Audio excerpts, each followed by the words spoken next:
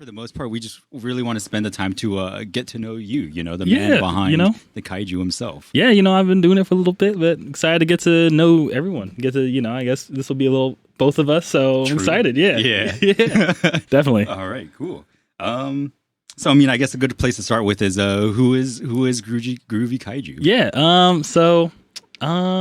This is my own self-description, so it might be terrible, but kind of like I think of myself if like DJ Screw, the old like my mom wait, but like if they made up-tempo music and they liked anime and stuff. Like Vaporwave, because I do all the chops and stuff and stuff like that. But yeah, I guess for real, I just rather than like basing myself off another artist, but like I'm like a Vaporwave future funk artist. Been making it for about since 2014. So what is that, like 7 years now? Been doing it. About, I guess it was late 2014. So we'll say 6, but 7 if you want to. We can round. Round it.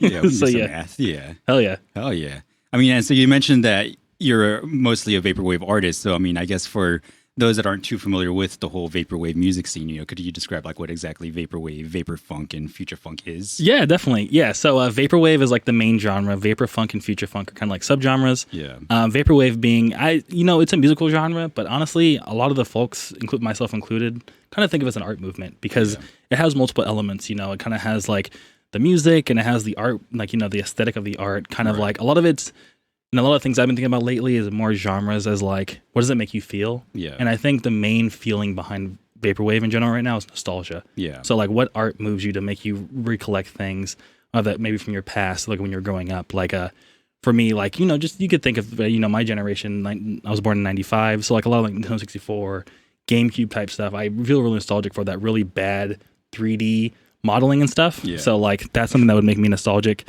kind of go into stuff. And then so Future Funk kind of like spun out of Vaporwave. It's still that feeling of nostalgia, except more focused on like, because some of the visuals behind it are a lot of like 90s anime. Yeah. For me, myself, it's more like kaiju films and stuff because I grew up with that side of like Japanese culture a lot, was those types of movies.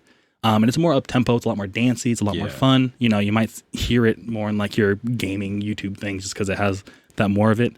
And then from Future Funk, it started off as like sampling a lot of soul and jazz and stuff, but now it started to move more into a house direction. Yeah. So from that, people like myself included, we started making it a lot earlier. So that era that I started in is now called Vapor Funk. So it's essentially just Vaporwave, but really funky. So it has a lot of like, a lot of like, I want to say Michael Jackson type vibes and stuff. A lot of like whispers, if you're familiar, like older music.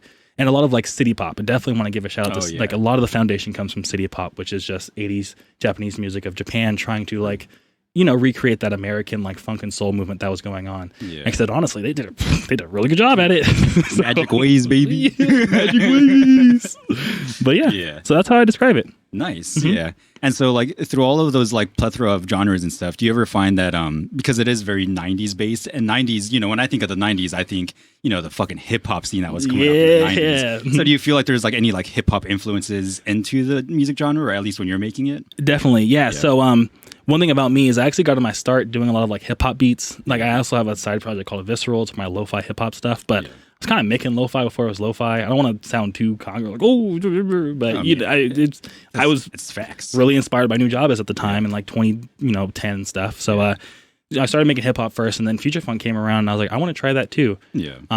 So from that, a lot of my Future Funk approach is from that hip hop beat maker, that backpack crowd, like MF Doom, like, yo, let's make beats like this. Yeah. Except with that, like, more dancey up tempo, like I guess anime, I don't know, whatever you want to call it, like Future Funk, Vaporwave feel to it, a lot of nostalgia stuff. Like sometimes I'm doing like anime clips or whatever it may be, a lot of video game clips I'll do. I think, what did I do on my last album? Or, just in my case, I like a lot of Godzilla noises just because they're cool. They invoke nostalgia of me being like 7 on my bed watching VHSs. You know what I mean? And it crafts more of that image of the Groovy Kaiju. Yeah, man, you got the monster, putting it down in the background. You got this crazy music too. Definitely, yeah. And especially compared to the rest of the scene, I think I don't want to make myself too, but because I have such a background in hip hop and I listen to a lot of hip hop, I think that shows my music, especially compared to like a lot of like, the way Future Funk's headed and Vaporwave's headed. It's getting more of the house direction, and a lot of Vaporwave is just blossoming into this beautiful, huge, like omniscient genre. But I think when it comes to like, if you like Vaporwave and also like the hip hop sound, or if you like, Future Funk and also like, I think I'm like that perfect boom or maybe not perfect, but I'm that.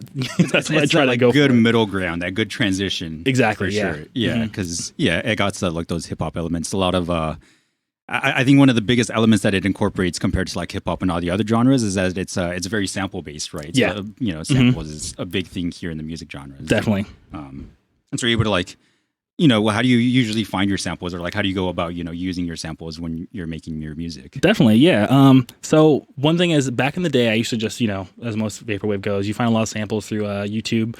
One thing about me, again, going back to those hip hop roots, I used to go to Amoeba Records down here in LA. Oh, yeah. And then my other like hip hop head friends who also make beats, we could go and dig for vinyl. Yeah. So some of my like songs that did good on SoundCloud and stuff were sampled from vinyl, from like actual city pop vinyl that I were like, she looks like she can make good music. Yeah. I would grab the, it'd be like a Japanese record. I'm like, I want to see what's on there, and then find some really good stuff that now it's like kind of, like, again, air quote, I don't want to sound too cocky, but like, kind of staples in like the city pop, future funk sample database. But nowadays, because, a lot of the copyright stuff and stuff like that, it's kind of how I got my start. But thankfully, there's things now like TrackLib.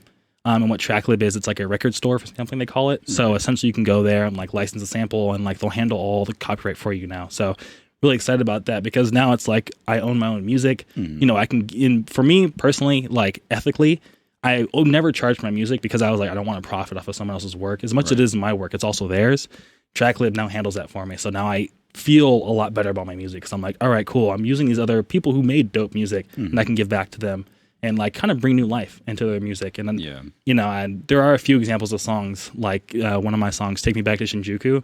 It's sampled from like a Hawaiian disco artist. And like, numbers is just numbers. So like, don't take it with a grain of salt, but like my numbers from like, breathing new life into that song has like far out past what that song was making on YouTube. Like I think only had 300 views or such about. And then from that, people also found the song again. So I'm like, in some degree, I know maybe I'm not like, ooh, I'm like the great, but in some sense, I am breathing new life to this person's like music career and stuff. And they made dope music, so I'm glad I can do that for them. And I'm, I don't act like I'm a gift to them, but it's like, it's just a process and how sampling works. And I'm really happy I could do that. And then I wrote down notes about this. I'm sorry. Let me give you 1 second. And then, another thing I've been doing too, because dude, I have a terrible memory. I can't remember anything. Yeah. But one thing I've been doing too is I'm using my own instruments and vocals a lot more recently. Nice. So I had on my last album, Meant to Be. Thank you for doing the intro for that. If you didn't notice the voice already. So been focusing on my own vocals there, doing that here and there. I have a new song coming out on my next little exclusive album that I'm doing that I have feeling my own vocals on there, but also my own instruments. Like I don't have a ton, but I've been doing my own piano and stuff here and there. But Groovy, I think I'm going to try to do a lot more vocals for coming up in the near future. Yeah. But yeah, I guess that's my sampling story and how I'm stoked on it and stuff. Yeah. So now it's more of like a hybrid between the two, a mix of like sampling and putting your own music over. Yeah. Which I think is like really, really cool, because a lot of the times you have to like find stuff of like the key of the sample and like, stuff that works with the tempo of the sample. And I really like how you mentioned too that, you're bringing more like life to past artists, because I think that's one of the coolest parts about sampling is like finding these random artists, sampling their song and then checking out the rest of their catalog and being like, yo, this guy is actually really, really cool. Like back in the day when we were like sampling like George Benson and shit, it's like before that, I didn't know who George Benson was, but now like the man's a legend. Yeah, exactly. And what's funny about George Benson too is that, the stuff we usually sample is more of that 80s, like dollar bin vinyl stuff, but he is an amazing jazz guitarist. Yeah. And now I'm like in my car just like, yeah, exactly. Like, George Benson's the man. Yeah. Just in my car vibing to jazz, like, Oh, yeah. Definitely. Nice. Yeah. All right. Yeah. And so, we're hearing about, the Groovy Kaiju, but who's the man behind the monster himself? Yeah. Who is Aaron? Yeah, true. Yeah. So I'm Aaron Turner. Nice to meet you, I guess, if it may be. But so yeah, I'm 26 as of 2021. My birthday is July 18th, so I'm a Cancer. If you care about that. Yeah. And then what's it called? I'm from Moreno Valley, California. So like Inland Empire, if you're familiar. If you want to scope out a little bit, it's like the Los Angeles, Southern California area. I live in Long Beach right now. And then for like stuff that I do, my day job, I'm a software engineer. I write a lot of code. I also used to do a lot of open source, so like a lot of code in my free time as well. Yeah. Obviously, I make music in my free time, and then I do a lot of skateboarding. So I'm a huge skater, and then I also play a little bit of video games here and there. We play a little bit of video games. We do. we be putting it down sometimes. Yeah, we put it especially Rocket League, but yeah, definitely. And the Halo. Oh, yeah, Halo 3 too. Yeah, going back to 2008, Vaporwave. Dude, yeah, Halo is vapor. That shit's vapor as fuck. You got that blue and pink Master Chief Spartan armor. Exactly. That's vapor, bro. Fucking Cortana, man. Yeah.